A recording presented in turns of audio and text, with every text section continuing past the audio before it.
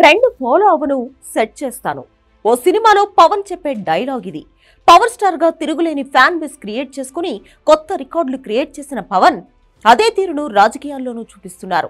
తన అడుగు పెడితే ఏమవుతుందో, తన మాట ఇస్తే ఆ మార్పు ఏ లెవెల్లో ఉంటుందో, ఆ ఇంపాక్ట్ ఏంటో చూపిస్తున్నారు. వీటన్నిటికీ ఇప్పుడు పిఠాపురం వేదికగా మారింది. పిఠాపురం మొన్నటి వరకు ఏపీలోని 175 నియోజకవర్గాల్లో ఒక అసెంబ్లీ స్థానం మాత్రమే.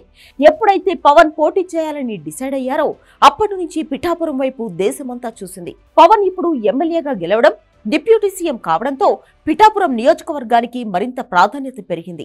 ఈ మధ్య పిఠాపురంలో పర్యటించిన పవన్ నియోజకవర్గ అభివృద్ధికి కృషి చేస్తారని హామీ ఇచ్చారు. ఇక్కడే స్థిర నివాసం ఏర్పాటు చేసుకుంటారని ప్రకటించడమే కాకుండా క్యాంపు కార్యాలయంతో పాటు నివాసం ఉండేందుకు 52 సెంట్ల భూమిని కొనుగోలు చేశారు. ఈ మధ్య రిజిస్ట్రేషన్ ప్రక్రియ కూడా పూర్తయింది.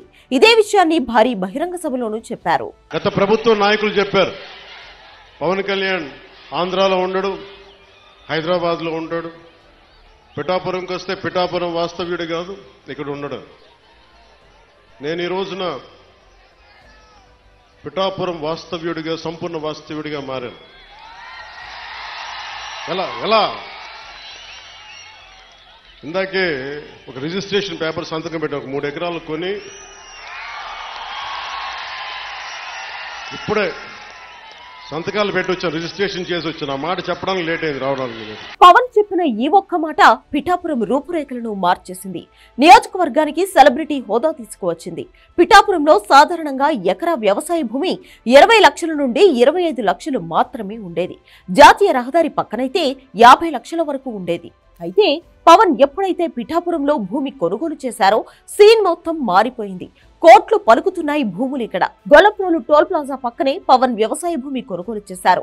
పవన్ ఇలా కొనుగోలు చేశారో లేదో ఆ ప్రాంతంలో భూముల ధరలకు ఒక్కసారిగా రెక్కలు వచ్చాయి. రాష్ట్రంలోని వివిధ ప్రాంతాల నుంచి జనసేన నాయకులు, రియల్ ఎస్టేట్ వ్యాపారులు పిఠాపురంలో వాలిపోతున్నారు. పెద్ద ఎత్తున భూములు కొనుగోలు చేయడం ప్రారంభించేశారు కూడా. ఇక పవన్ పిఠాపురంలో ఇల్లు కూడా నిర్మించుకోవాలని డిసైడ్ కావడంతో ఆ ప్రాంతం అన్ని విధాల అభివృద్ధి చెందే అవకాశాలు కనిపిస్తున్నాయి. అయితే ఇదే అదనుగా అక్కడ భూముల ధరలు అమాంతం పెరిగినట్లు తెలుస్తోంది. ప్రస్తుతం ఏ ప్రాంతంలో చూసినా ఎకరా ₹1 కోటి తగ్గడం లేదని తెలుస్తోంది. కొన్ని చోట్లయితే ఎకరా 2 నుంచి 3 కోట్లు పలుకుతోంది. ఇక అటు ఎన్నికల సమయంలో పవన్ ఇచ్చిన హామీలు కూడా పిఠాపురానికి సెలబ్రిటీ స్టేటస్ తీసుకువచ్చాయి.